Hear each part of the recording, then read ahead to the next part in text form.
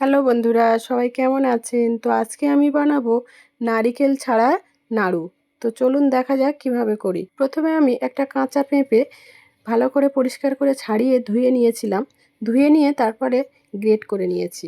তো গ্রেট করে নিয়ে একটা ছোট হাঁড়িতে অল্প একটু জল দিয়েছি, দিয়ে অল্প একটু মানে 2 থেকে 3 মিনিট একটু ভাপিয়ে নিয়েছি। তো ভাপিয়ে নিয়ে জলটা ভালো করে ঝারিয়ে নিয়েছি শুকনো করে। এইভাবে একটা ছাঁকনি দিয়ে ভালো করে শুকনো করে জলটা ঝারিয়ে নিয়েছি। তারপরে একটা কড়াইতে দিয়ে দিয়েছি খেজুরের গুড়। তো গুড়টা দেওয়ার পরে দিয়ে দিয়েছি কয়েকটা এলাচ। এলাচ দিয়ে একটু নেড়ে গ্রেট করে আমি যে পেঁপেটা আমি জল ঝারিয়ে রেখেছিলাম দিয়ে দিলাম গুড়ের মধ্যে, দিয়ে ভালো করে এইভাবে নেড়ে নেব। ভালো করে এইভাবে নেড়ে নিয়ে তো তারপরে আমি যে 10 টাকার প্যাকেট আমুল স্প্রে দুধ, 1 প্যাকেট দুধ দিয়েছিলাম, দিয়ে এইভাবে ভালো করে মিক্স করে নেব। তারপরে দিয়ে দেব 1 টেবিল চামচ ঘি।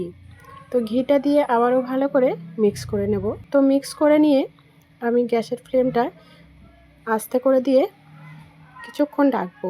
তারপরে নামিয়ে নেব। একটু হালকা ঠান্ডা হয়ে গেলে এইভাবে নাড়ুগুলো সব করে নেব। তো বন্ধুরা, আমার এই রেসিপিটা কেমন হলো কমেন্ট করে অবশ্যই জানাবেন, আর যদি ভালো লাগে লাইক আর একটা শেয়ার করে দেবেন।